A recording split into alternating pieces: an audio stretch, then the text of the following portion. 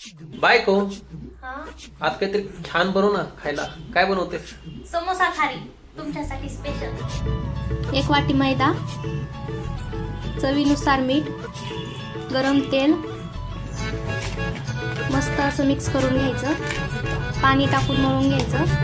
काही वेळ भिजत ठेवायचं. कढईत तेल तापायला ठेवून मस्त अशा गोल गोल लाटून घ्यायच्या. मैद्यामध्ये तूप टाकून मिक्स एकावर एक ठेवून तूप लावायचं. सर्व एकत्र करून पुन्हा लाटून घ्यायचं.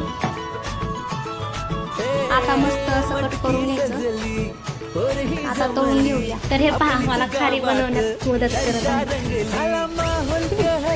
जमतंय ना? आता चहा बनवून घेऊ. व्हिडिओ आवडला असेल तर नक्की लाईक करा.